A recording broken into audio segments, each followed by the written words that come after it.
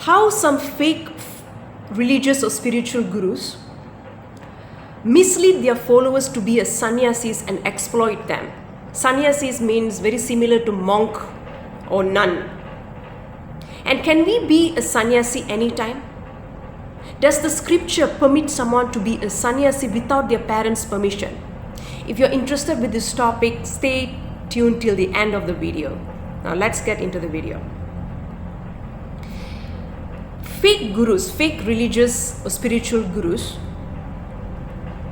are usually a narcissist. Most of them are narcissists and they can exist in any religion.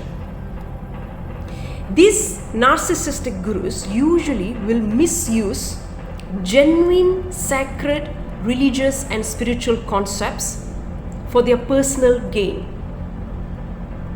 They will use those concepts, the genuine concepts, to exploit their followers, especially to be a sannyasi. Many people, who are under stressful situation usually will try to flee that, escape from that stressful situation and may rush to be a sannyasi in order to find peace and solace. Those people can be someone who try to escape from their narcissistic or very strict parents, toxic relationships, toxic jobs, stressful jobs, and many more.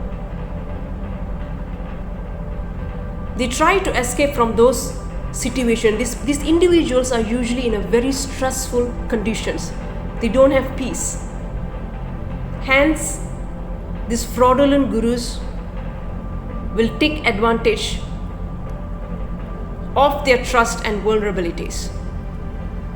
Fraudulent religious gurus and spiritual gurus usually will take advantage of their followers' trust and vulnerability very fast.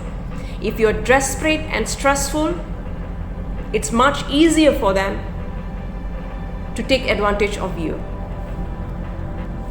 A true, genuine guru will never allow their followers to be a sannyasis just to flee from a toxic situation. They usually will require their followers to do spiritual practice or sadhana for many years and observe them closely, observe their progress closely before they allow them to be a sannyasis. Because sannyasam is not an escapism. A true, genuine guru will never allow their followers to be a sannyasi just to escape from their challenging, stressful lives.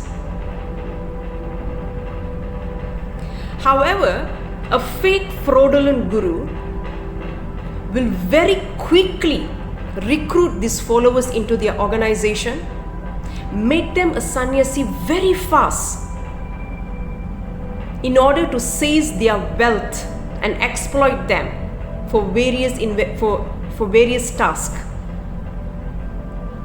If these sannyasis have certain skills related to certain career, those skills will be used by these fake gurus for their organization, for their ashram. They will exploit them as a free slaves and sometimes sex slaves.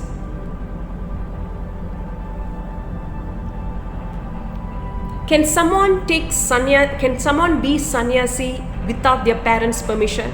Now I'm going to read one segment of a scripture, two scriptures, and I will show it on the screen and I will read it out loudly to you.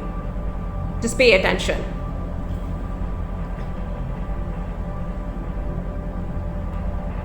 He who renounces in the proper order becomes a renunciant. What is it that people call renunciation? And how does one become a renunciant? A man who has protected himself well by rights should obtain the cheerful approval of his mother, father, wives, sons, friends, and relatives.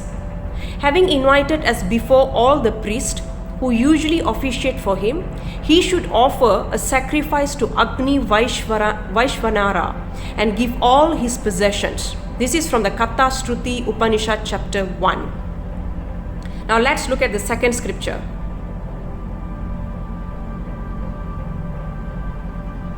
From whom he should first become a forest hermit and then renounce, or rather he may renounce directly from the Vedic studentship or from home or from the forest. Let him even renounce on the very day that he becomes detached, regardless whether he has taken the vow or not, whether he has graduated or not, whether he has kindled the sacred fire or without a fire. Realizing this, a Vedic student, a householder, or a forest hermit who is detached from everything related to samsara should renounce after he has obtained the cheerful approval of his father, mother, wife, son, and the circle of close relatives, or in their absence, the consent of his pupil or a fellow resident. This is from the Paramhamsa Parivrajaka Upanishad chapter 2.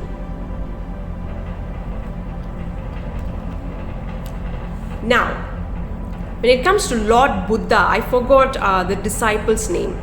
Okay, the Lord Buddha, he refused to allow one of his disciples to be a monk because he was the only child for his parents. So Lord Buddha told him to ask his parents' permission first before he allows him to be a monk. Only after his parents gave him the permission, Buddha allowed his disciple to be a monk. Buddha initiated him into the monkhood. Okay? Recently, a parent in Tamil Nadu had accused a fraudulent religious guru of brainwashing their only 2 daughters into becoming a sannyasis. You have to understand, I forgot to mention one more thing. The well-known Guru Adi Shankaracharya himself had to ask his mother's permission before he becomes a sannyasi. Okay, so now let's come back to the story. So this parent in Tamil Nadu, India, has accused a fraudulent religious guru of brainwashing their only 2 daughters into becoming a sannyasis at a very young age. Okay, they are their only 2 daughters. They don't have any other children. Now many people, they were defending this guru, telling that these sannyasis are in their 30s, their age, around 30 plus, and hence is their wish to be a sannyasi. However, these people who are defending this guru fail to understand that these 2 daughters, these 2 women, were initiated into becoming a sannyasis when they were around the age 18 and 19. One of them was studying at a college at that time. One of them was still in college. So these 2 daughters,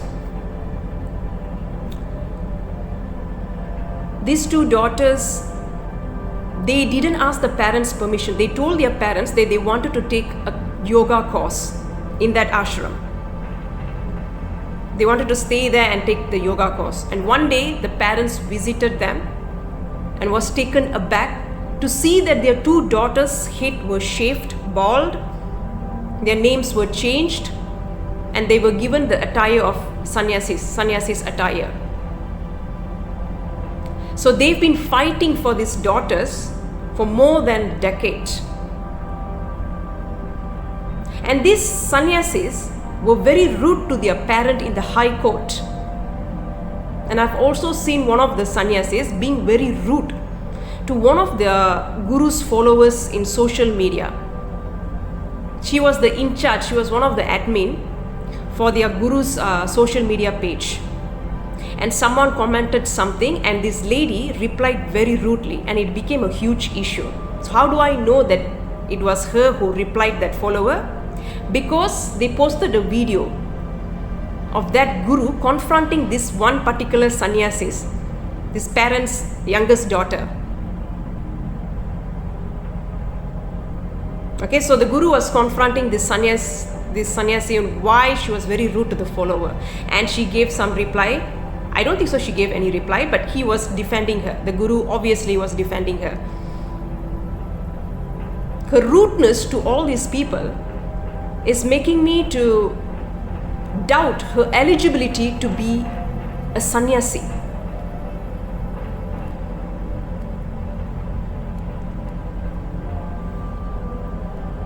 This one particular fraudulent religious guru quickly made these two girls to be a sannyasis. Just after few months they joined the organization. I think within 1 year, within few months.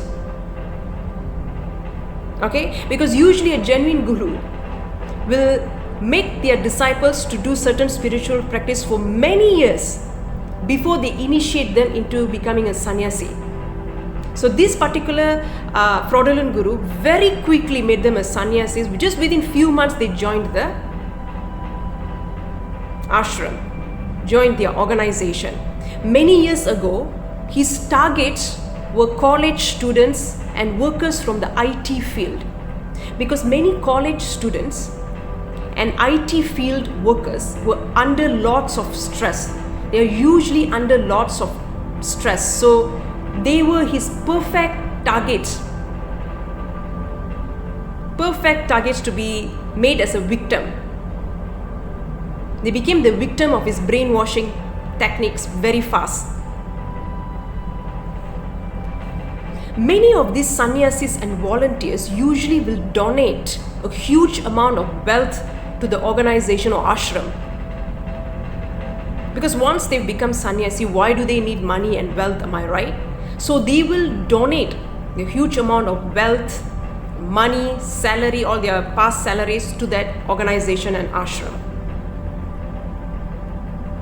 Okay, this is how the fake gurus will easily exploit them.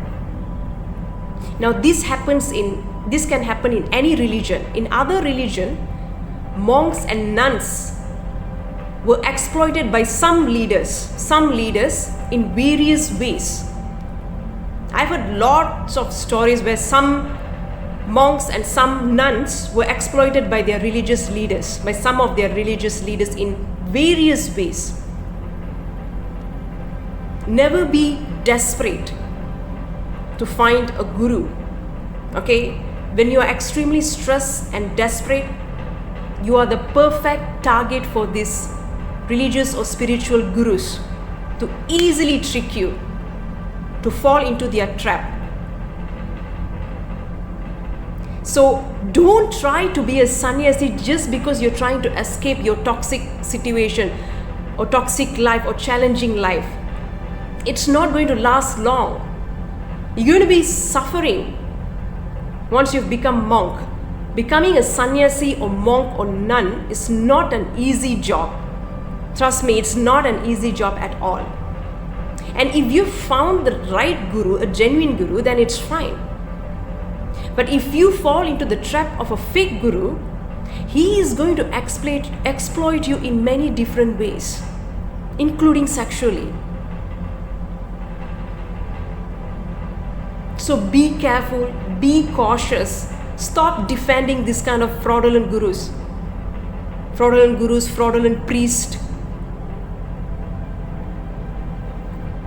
You'll end up becoming a fake sannyasis. And many sannyasis, it seems, have committed suicide, ended their life. They've ended their life.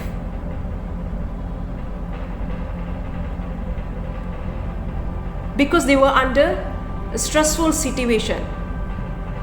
They had some mental health issues. They needed mental health help. But they forced themselves to be a sannyasi. So let me know what you think about this issue. This is a very serious issue. Thank you.